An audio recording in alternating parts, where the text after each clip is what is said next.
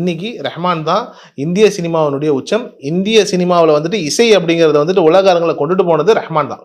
But யாரையுமே நீங்கள் சொல்லவே முடியாதுன்னு வச்சுக்கோங்களேன். அது ஆஸ்கராக இருக்கட்டும், என்னவா வேணா இருக்கட்டும். இன்னைக்கு வந்துட்டு ஹாலிவுட்டில் போய் வந்துட்டு ரஹ்மான் அப்படின்னு சொன்னீங்கன்னா ஈஸியாக எல்லாருக்கும் தெரியுங்கிற அந்த ஒரு இடத்துல வந்துட்டு தமிழ் சினிமாவை கொண்டுட்டு போய் வச்ச அந்த ஏஆர் ரஹ்மானுடைய மிக முக்கியமான டிசிஷன் எடுக்கப்பட்டது அப்படின்னா மணிரத்னம் அண்ட் பாலச்சந்தர். இவங்க 2 பேருடைய நாடு தான் அந்த தலை. ஆமாம் இவர் தான் அப்படின்னு சொன்னதனுடைய விளைவு தான் இன்னைக்கு வந்துட்டு ரஹ்மானை வந்துட்டு இந்த உச்சத்தில் கொண்டுட்டு போய் வச்சிருக்கு. ஸோ ஆல்மோஸ்ட் அப்படி ஒரு மொமெண்ட் தான் சாய்க்கு நடந்திருக்கும். அதில் எந்த விதமான டவுட்டும் கிடையாது. அதில் ஃபர்ஸ்ட் வந்துட்டு பென்ஸ் படத்துக்கே வந்துட்டு ஓகே இவர் எடுத்துக்கலாங்கிற மாதிரி ஒரு சில நல்ல விஷயங்கள் நடந்திருக்கும்னு வைங்களேன். பட் பென்ஸை தாண்டி இவர் வந்து சூர்யா 45க்கு வரும்போது தான் எல்லாருடைய பிரிவும் உயருது. அப்போ அங்கே என்ன நடந்திருக்கும்?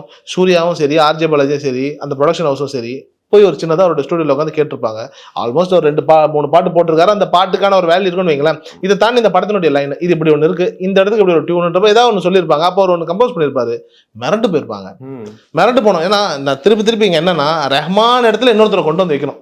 இங்கே லாஜிக்கே வந்துட்டு என்னன்னா இது ஒரு குறியீடாவே நம்ம பதிவு பண்ற மாதிரி இருக்கும்.